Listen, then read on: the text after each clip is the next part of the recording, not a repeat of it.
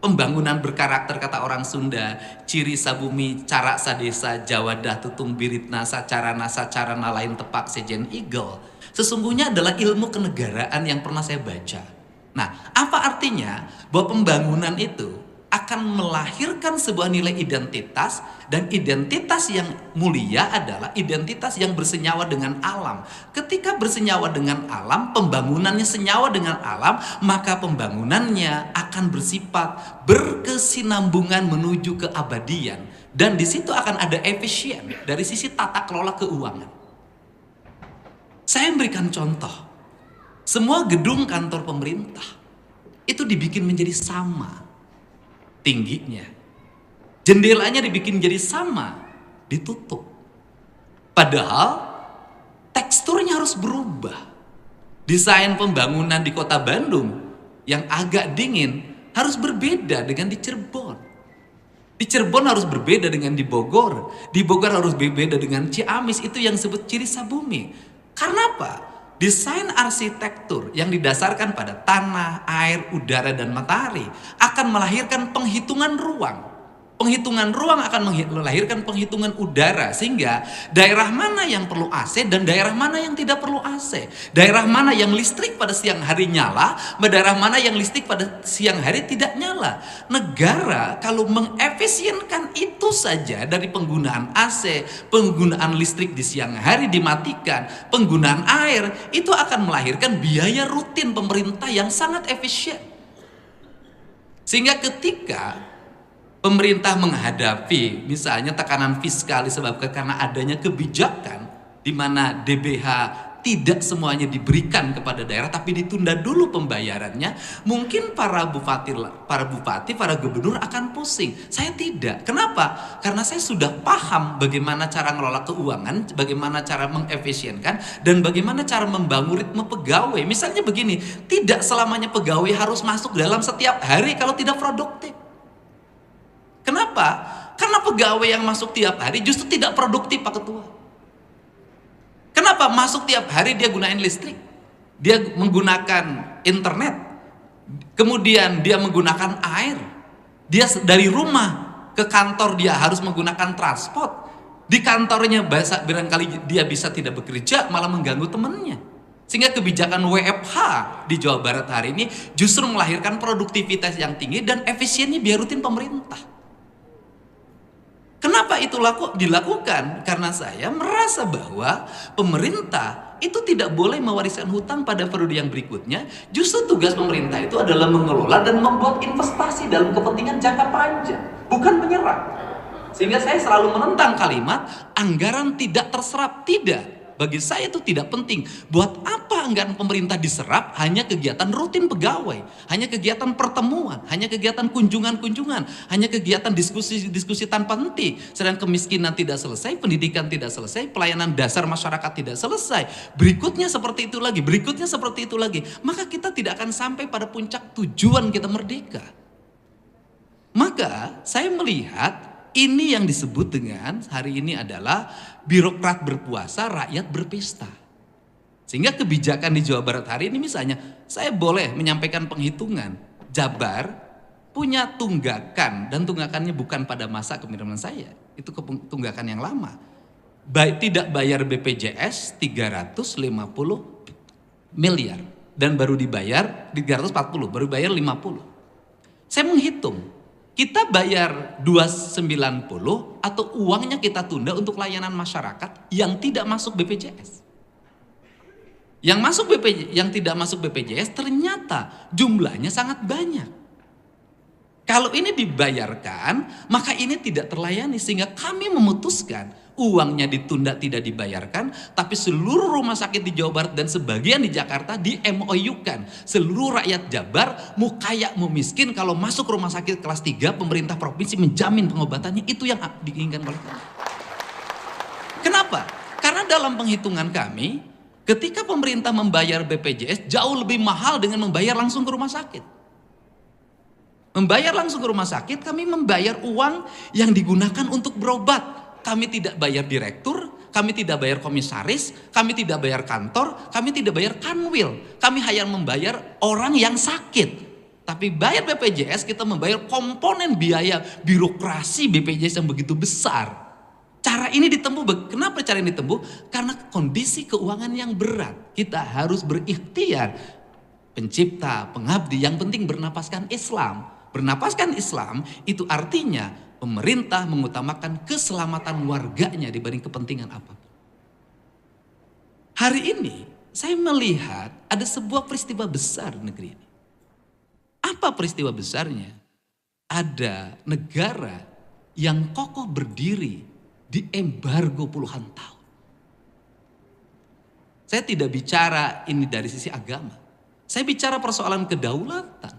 Setiap negara berhak dan wajib untuk mempertahankan kedaulatan negaranya.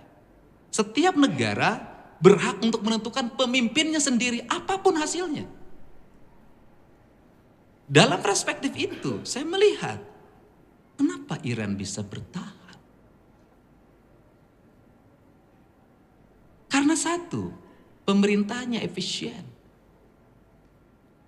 Ulamanya memperlihatkan sebuah kesederhanaan yang luar biasa. Dia memilih jadi martir dibanding dia meninggal belakangan. Martirnya menjadi sebuah gerakan heroisme publik. Dan saya baca berapa APBN Iran? 1.000 triliun dari 92 juta penduduk. Tapi dari 10 masyarakat usia sekolah 9 kuliah. Apa yang kuliah dipelajarinya? Sains, matematika, fisika, kimia, biologi, kedokteran, engineer, berobat gratis, sekolah gratis, jalan tidak ada yang bolong. Lingkungannya bersih, rakyatnya tidak ada yang kelaparan. Efisien birokrasi, saya lihat berapa belanja pertahanan Iran. Hanya 132 triliun. Kenapa 132 triliun bisa bikin drone dengan mutakhir? Bisa bikin hulu ledak. Bisa memperkuat seluruh armada perangnya.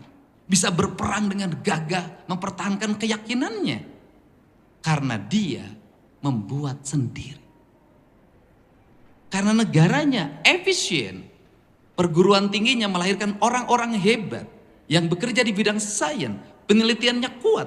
Akhirnya melahirkan produk-produk unggul bagi bangsanya yang bermanfaat. Sehingga saya menyampaikan bahwa kalau kita melebihi surplus anggaran, bagi saya bukan kebahagiaan. Kalau saya memimpin Jawa Barat dengan 37 triliun, bagi saya bukan kebanggaan. Kalau saya memimpin Jawa Barat dengan 35 triliun, bagi saya bukan kebanggaan. Tapi saya memimpin Jawa Barat yang hari ini real, kondisi keuangannya hanya 26 triliun. Tapi bisa membebaskan pendidikan SMA gratis. Bisa membangun jalan sampai pelosok, bisa membangun rumah rakyat miskin, bisa menyiapkan generasi ke depan untuk dia bisa kuliah di bidang-bidang teknologi, melahirkan engineer baru, kemudian negaranya efisien dan pemerintahnya tidak pernah rapat. Saya jujur aja nggak pernah rapat. Gubernurnya nggak pernah ngantor. Kenapa? Karena bagi saya duduk di kantor di ruangan ber-AC itu inefisien. Tapi saya berjalan di pematang sawah, menyelesaikan problem petani, berjalan di tepi jalan raya, menyelesaikan problem ojol. Sampai hari ini ada ojol di Bekasi. Biaya rumah sakit MNC-nya sudah mencapai 450 juta, dibayarkan melalui asuransi ketenaga kerjaan yang dibayar oleh Pemprov. Nah, kerangka inilah yang ingin dibangun. Memang dari seluruh kebijakan ini ada ketidakpuasan. Di mana letak ketidakpuasannya? Para penerima hibah yang biasa hidup dari proposal. Hari ini nggak ada ruang. Mungkin ada beberapa kalangan yang dianggap saya tidak memperhatikan kepentingan-kepentingan tertentu. Saya katakan, ketika saya jadi gubernur, maka saya harus memperhatikan kepentingan rakyat yang lebih luas dibanding memperhatikan kepentingan sebagian elit. Kenapa? Saya dipilih langsung oleh rakyat harga, satu suara sama, tidak ada tingkatannya. Itu yang harus saya hormati. Untuk itu saya menyampaikan pertemuan hari ini adalah pertemuan spirit kita. Sudah saatnya abdi negeri menjadi abdi yang betul-betul mengabdikan diri pada negerinya. Dan sudah saatnya masyarakat Jawa Barat yang asalnya abdi, asal abdi itu adalah asal dari kalimat yang mencerminkan tentang struktur sosial masyarakat, yaitu ada menak, ada cacah. Kalimat abdi itu adalah masyarakat Sunda yang mengabdi pada menak, yang dia tidak bisa duduk sejajar, dia di bawah, dia menjadi sub dari sebuah bentuk peradaban. Maka saya memilih hari ini orang Jawa Barat bukan hanya menjadi abdi, harus berani mengatakan aing sebagai bentuk kesetaraan. Maka kalimat Bapak Aing sesungguhnya adalah kalimat perubahan mindset berpikir orang Jawa Barat bahwa ini bukan lagi kaum feodal, tapi kaum yang memiliki kesetaraan. Karena Sunda secara ideologis itu adalah sistem nilai ajaran yang mengajarkan tentang kesetaraan. Proletar dan Sunda itu sosialis. Sehingga di Sunda hampir tidak ditemukan menak. Tidak ada sebenarnya. Nah, karena tidak ditemukan menak, Sunda rajanya tidak meninggalkan istana yang megah. Rajanya tidak meninggalkan keturunan yang mengaku sampai hari ini tidak ada keturunan Siliwangi yang mengaku. Sunda hanya meninggalkan satu spirit, silih asa, silih asi, silih asu. Sarende, saigel, sabobot, sapihanean, kacai jadi salewi, kadarat jadi salogak. Kalimat sa adalah kalimat jamak menjadi tunggal. Sehingga tauhidnya orang Sunda itu tidak bersifat hanya imanensi, tetapi transendensi. Karena dia transendensi maka jamak menjadi tunggal. Siapa yang menunggalkan yang jamak itu kalimat sa? Yaitu Allah. Di mana letak menyatukannya? Pada kebeningan hati, kebersihan diri, cerik putih, celak herang, caang bulan, 14, jalan gede, sasapuan, tegenek, temalekmek, balumbang timur, narawang. Sehingga Kang Dede, kenapa orang Sunda dalam politik tidak terlalu menonjol? Apa yang membuat dia selalu tersisih dalam dunia politik? Yaitu sifat tidak pernah curiga, sifat yang selalu menerima. Karena orang Sunda hatinya cerik putih, celak herang. Ditambah satu lagi sifatnya, tidak memilih keributan, lebih memilih keheningan. Orang Sunda daripada kudu papaseaan, mending keneh mundur, ninggalkeun talang. Lain kulantaran eleh, kulantaran embung pasia jeung nu gelo. Itulah prinsip. Ini prinsip. Untuk itu saya mengucapkan terima kasih atas kehadirannya. Semoga kehadiran pimpinan Komisi 2, Kang Dede dan Pak Wamen menjadi spirit bagi penguatan desentralisasi. Saya sampaikan, negeri ini terhampar dalam hamparan kebudayaan yang sangat luas. Punya karakter yang sangat berbeda. Dalam ilmu kesehatan pun terhampar ahli pengobatan tradisi di mana-mana. Kecerdasan yang sangat luar biasa dalam kaum kebudayaan. Dan itu harus dipahami sebagai ruang dialektika tentang kebinekaan. Desentralisasi atau otonomi bukan hanya dipahami dalam pembagian kewenangan.